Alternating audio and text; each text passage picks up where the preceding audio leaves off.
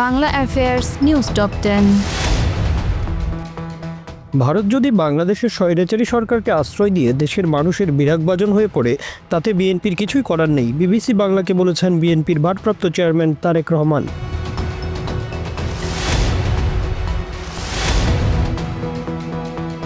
আসন্ন জাতীয় সংসদ নির্বাচন সুষ্ঠু ও সুন্দরভাবে করাটাকে জীবনের শেষ সুযোগ হিসেবে নিয়েছেন বলে জানিয়েছেন প্রধান নির্বাচন কমিশনার এএমএম নাসির উদ্দিন।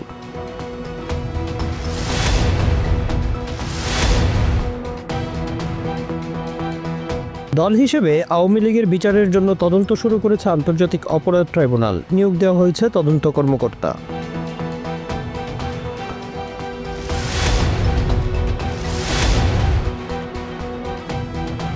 দেশে এখনও 70 শিশু টাইফয়েডে আক্রান্ত হয়ে মারা যায়, অঙ্গহানি হয়, এটা আমাদের জন্য লজ্জার বিষয় বলে জানিয়েছেন স্বাস্থ্য উপদেষ্টা নূরজাহান বেগম।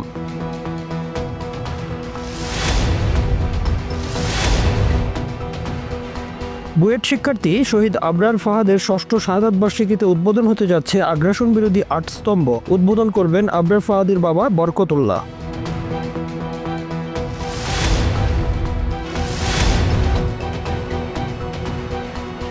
কুয়াকাটায় গভীর সমুদ্রে মাছ ধরতে গিয়ে নিখোঁজ হওয়া 5 জেলে 8 দিন পর জীবিত অবস্থায় ফিরে এসেছেন, উপকূল জুড়ে স্বস্তির নিঃশ্বাস।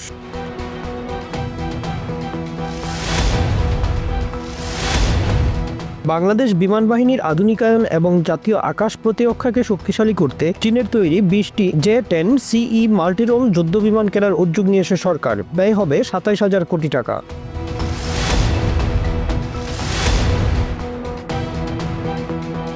বেনাপোল স্থলবন্দর দিয়ে ভারতগামী যাত্রীদের যাতায়াত কমে নেমেছে 20%। ভিসা জটিলতা এবং নতুন নিয়মের কারণেই কমেছে যাত্রী।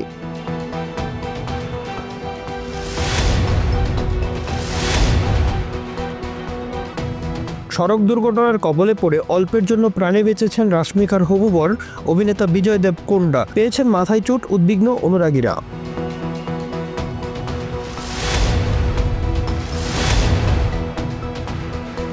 নারী ওয়ানডে বিশ্বকাপে আজ নিজেদের দ্বিতীয় ম্যাচে ইংল্যান্ডের বিপক্ষে মাঠে নামছে বাংলাদেশ। প্রথম ম্যাচে পাকিস্তানকে হারিয়ে বেশ ফুরফুরে মেজাজে রয়েছে নিগার সুলতানা ও মারুফারা।